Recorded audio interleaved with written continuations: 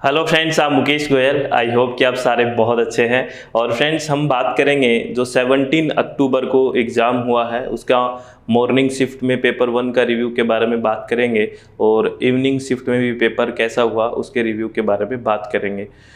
जितने भी हमने रिव्यू लिए हैं उसमें कुछ स्टूडेंट्स के मैसेजेस आए हैं। बहुत से स्टूडेंट्स ने बोला है कि इन रिव्यू से बड़ा बेनिफिट हुआ, हमने उन टॉपिक्स पे फोकस करने की कोशिश की और वहाँ हमें एक नया सा कुछ नहीं लगा और हम ढंग से अटैम्प्ट कर पाए। ऐसा रिव्यू स्टूडेंट्स ने दिया है। और इस बातों से मैंने आपको एक बात और भी कही, रिव्यू होता है जो हमने स्टूडेंट्स से पूछा है, कितना उनको याद रहता है, सारी चीज़ें उन पे बेस्ड होती है ना। तो इस रिव्यू को हमें हमेशा पॉजिटिव ही लेना होता है कि अच्छा ये यहाँ से आ रहा है, ये यहाँ पे फोकस करना है। ये नहीं है कि आप रिव्यू देख के कोई टेंशन ले लें या इस तरह की नेगेटिविटी माइंड में ना आ जाए। मेरी बात समझ रहे हो ना। थोड़ा जैसे हमने कुछ टॉपिक्स के बारे में बात करी कि ये फोकस करके जाना, और वहीं से ये पैटर्न आ रहा है कि क्वेश्चंस पूछे जा रहे हैं, तो रिव्यू से बेनिफिट हो रहा है। तो आप इसी तरीके से इसको देखते रहें फ्रेंड्स, और ज़्यादा टेंशन नहीं लेनी है, चित्त को शांत रख के ही काम करना है। अगर हम मॉर्निंग शिफ्ट में बात करें, यूजीसी नेट का जो पेपर 1 है उसमें डीआई इजी है। कुछ स्टूडेंट्स ने मॉडरेट भी बोला है फ्रेंड्स। इसमें थोड़ी सी क्या थी, कैलकुलेशन का पोर्शन बता रहे थे कि थोड़ा ज़्यादा था, तो इजी और मॉडरेट मान सकते हैं। जिनका मैथ बहुत ही ज़्यादा वीक है उनके लिए तो डीआई और ये जो मैथमेटिकल वाला पोर्शन है ये थोड़ा टफ ही रहता है।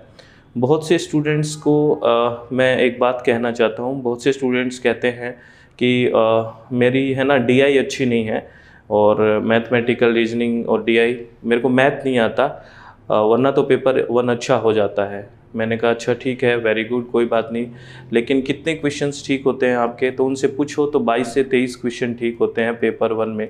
इसका कारण क्या है? आप मैथ और डीआई के इतने सारे क्वेश्चन थोड़ी आते हैं। ऐसे नहीं होता है कि आप किसी एक पोर्शन को पकड़ के फिर पूरा ब्लेम उस पर डाल देते हैं। ऐसा मेरे हिसाब से अपने को नहीं करना चाहिए। हर एक पोर्शन पे अच्छे से गहराई से पढ़ाई करनी चाहिए। आप मेरी बात समझ रहे हो ना। कोई पोर्शन आपको बहुत डिफ़िकल्ट लग रहा है और लास्ट टाइम में आप उसको करने की कोशिश कर रहे हो, तो ऐसा नहीं होता है, ठीक है ना फ्रेंड्स। तो अच्छे से अपने आप को फोकस रखें। तो डीआई ईजी थी, पैसेज काफ़ी ईजी बताया जा रहा है, पैसेज ईजी ही आ रहा है, इवनिंग शिफ्ट में भी ईजी आया था। मैथमेटिकल रीजनिंग में क्लॉक, एवरेज, स्पीड और डिस्काउंट से क्वेश्चन आए थे फ्रेंड्स, ठीक है। तो यहाँ आप एक काम कर सकते हैं, जिनका अभी नवंबर में पेपर होगा, ठीक है ना, तो वो एक काम कर सकते हैं, ये जो मैथमेटिकल रीजनिंग के जो फॉर्मूले हैं कम से कम वो आप याद कर लें, ठीक है ना, कि क्या फॉर्मूला होता है। एक पेज पे लिख के कहीं चिपका लें, 2-4 बार दिन में अगर देखोगे वैसे ही तो बहुत अच्छे से आपको याद हो जाएंगे फॉर्मूला भी, ठीक है। रिसर्च एप्टीट्यूड से अगर बात करें तो सिग्निफिकेंट एरर से क्वेश्चन आया है, ठीक है फ्रेंड्स, ठीक है। उसके बाद इंडिपेंडेंट और डिपेंडेंट वेरिएबल से भी, और मेनली इंडिपेंडेंट वेरिएबल के बारे में स्टेटमेंट से क्वेश्चन पूछे थे, तो यहाँ से बड़े सिंपल से क्वेश्चन आए। और रिसर्च की टाइप्स को मैचिंग का करना आया, तो यही पोर्शन है ना। देखो हमेशा क्या कर रहे हैं, वो रिसर्च टाइप से क्वेश्चन दे रहे हैं, एरर वगैरह से, और वेरिएबल जो हमने बात करी थी इंडिपेंडेंट डिपेंडेंट से ज़्यादा पूछते हैं, तो वहीं ये फोकस कर रहे हैं, वहीं से क्वेश्चन पूछा जा रहा है। अगर टीचिंग की बात करें, टीचिंग एप्टीट्यूड में टीचर के की बिहेवियर के बारे में क्वेश्चन पूछा गया, सुबह की बात कर रहा हूँ, फॉर्मेटिव असेसमेंट के बारे में, और मैंने शायद हर एक वीडियो में बताया है कि इवैल्यूएशन से क्वेश्चन पूछा जा रहा है, तो आप इसको भी बड़ा ध्यान से पढ़ें। ऑनलाइन टीचिंग के बारे में क्वेश्चन पूछा गया कि इसके क्या नेगेटिव इम्पैक्ट्स हो सकते हैं, इस तरह से क्वेश्चन पूछा गया, तो आपको देखना था कि कौन से नेगेटिव इम्पैक्ट होते हैं। हमने बहुत ही अच्छे से इसको आईसीटी में पढ़ा था कि क्या क्या नेगेटिव इम्पैक्ट हो सकते हैं, तो वहाँ से इस चीज़ को हमें करना है, और आपको ऑप्शन देख के समझ में आ जाएगा कि ऑनलाइन के कुछ नेगेटिव भी है इम्पैक्ट, वो क्या है, ठीक है। कम्युनिकेशन की बात करें तो यहाँ पे मैचिंग से क्वेश्चन और असेसन रीजनिंग से क्वेश्चन आ रहे हैं। क्लासरूम, ग्रुप कम्युनिकेशन, ईमेल, ये सारे के सारे मैचिंग के लिए आए थे, ठीक है। वन वे कम्युनिकेशन से क्वेश्चन आया था। बैरियर ऑफ इफेक्टिव कम्युनिकेशन से भी क्वेश्चन आया था, ठीक है फ्रेंड्स। तो बहुत ज़्यादा टफ वाली बात नहीं है, ठीक है। इन्हीं टॉपिक्स को वो बार बार फोकस कर रहे हैं। WWIP और रैम में मैचिंग का क्वेश्चन आया था, ज़्यादा डिफ़िकल्ट नहीं था, ठीक है।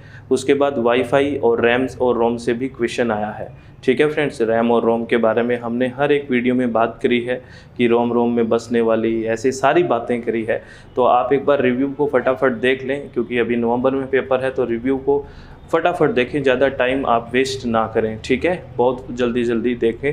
और मैं आपको एक सजेशन दे रहा हूं कि MCQs की जितनी भी वीडियोज़ हैं फ्रेंड्स, जो अपनी पेपर 1 की अभी यूट्यूब पे आपके पास हैं, उनको तो एटलीस्ट आप देख लें। ठीक है, और दूसरा जो पीपल डेवलपमेंट, इन्वायरमेंट और हायर एजुकेशन की जो 1 आवर की वीडियो है, उनको भी आप स्पीड अप करके देख लें। लॉजिकल रीजनिंग की भी वीडियो पड़ी है, उसको भी देख लें।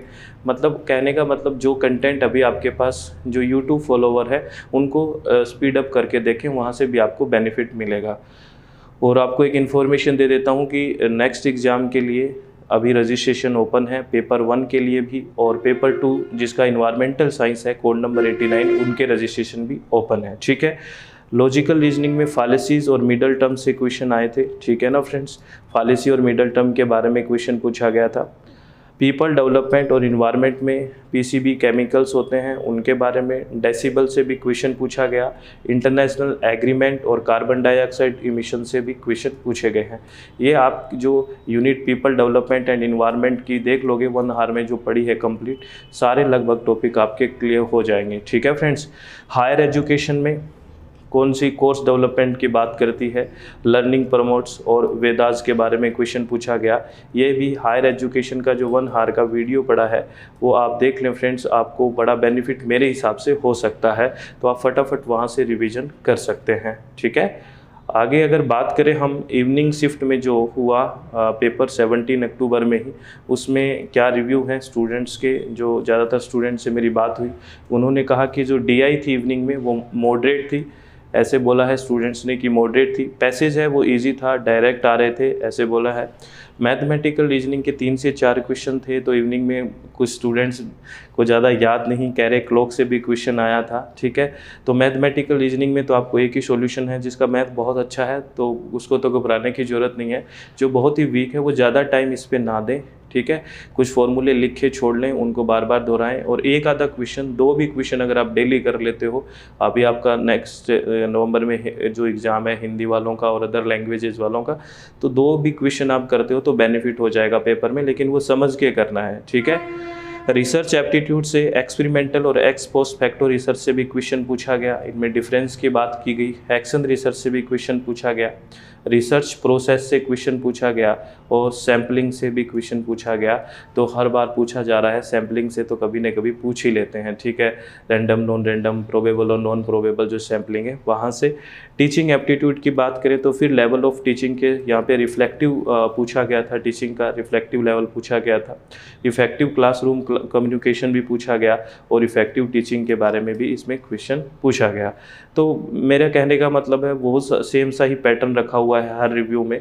कम्युनिकेशन में टाइप्स ऑफ कम्युनिकेशन जो जितने भी पढ़ते हैं उनको एक बार पढ़ जाना, वहीं से एक क्वेश्चन बनाया गया था।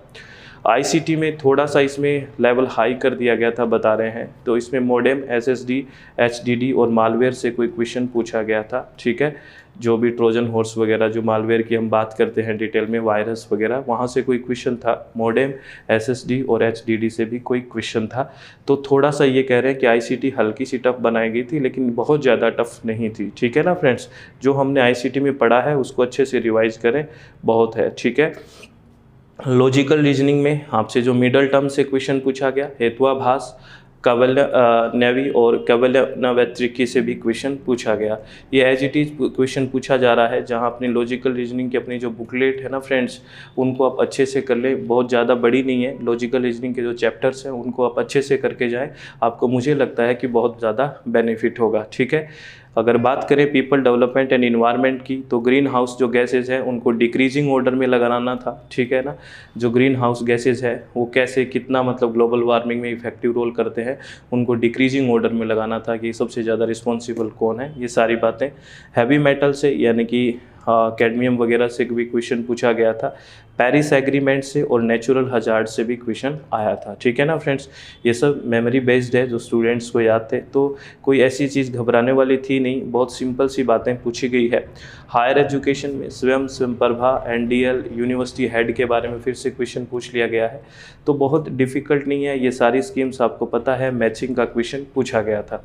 तो फ्रेंड्स आपको मैं एक बात कहूँगा कि घबराने से कुछ भी नहीं होगा, ठीक है। रिव्यू को शांति से देखिए, जो आप में कोई भी टॉपिक की प्रॉब्लम आ रही है या कोई टॉपिक समझ में नहीं आ रहा है, तो अपने आप को रिलैक्स करके, चित्त को शांत करके उसको रिवीजन पे फोकस करें। और आपका जो पेपर सेकंड है उस पर भी प्रॉपर आपको फोकस रखना है। पेपर 1 और पेपर 2 को पैरेलली लेके चलना चाहिए, ठीक है ना फ्रेंड्स। ये नहीं है कि पेपर 2 को ही पढ़ते गए, पेपर 1 को नहीं पढ़ा, या पेपर 1 पे बहुत फोकस कर लिया, पेपर 2 को नहीं।